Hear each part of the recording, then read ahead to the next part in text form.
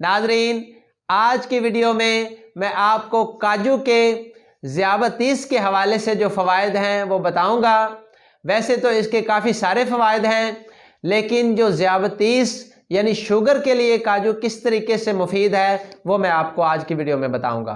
तो नाजरीन, वीडियो शुरू करने से पहले आपसे गुजारिश है कि हमारे चैनल को सब्सक्राइब करें और बेल आइकॉन का बटन प्रेस करें ताकि हर नई आने वाली वीडियो आप तक बर वक्त पहुंच सके। नाजरीन, काजू एक ड्राई फ्रूट है जो आम तौर पर सर्दियों के मौसम में इस्तेमाल किया जाता है।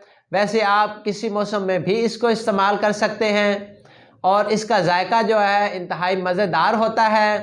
काजू का इस्तेमाल ज़ियाबतीस यानी शुगर के मर्ज़ में इंतहाई अहम किरदार अदा करता है। काजू में ऐसे अज्जा पाए जाते हैं जो शुगर यानी ज़ियाबतीस के लिए इंतहाई फ़ायदेमंद हैं। काजू में मौजूद पाए जाने वाले अज्जा खून में मौजूद इंसुलिन को उज़लात के खुलियों में जज़ब करने की भरपूर सलाहियत रखते हैं। काजू में ऐसे एक्टिव कंपाउंड्स पाए जाते हैं जो ज़ियाबतीस के मर्ज़ को बढ़ने से रोकते हैं।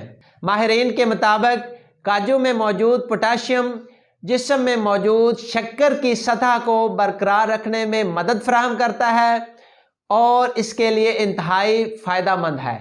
नाजरीन, हम जानते हैं कि शुगर की वजह से जो शुगर के मरीज़ होते हैं उनमें असाबी, दिमागी और जिस्मानी कमज़ोरी हो जाती है।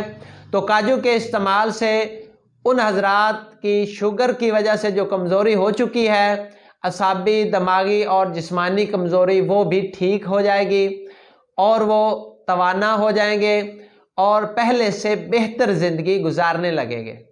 तो नाजरीन, उम्मीद है आपको आज की हमारी वीडियो अच्छी लगी होगी। डॉक्टर मोहम्मद सरफराज को इजाज़त दीजिए। दुआओं में याद रखिए। अल्लाह हाफिज़।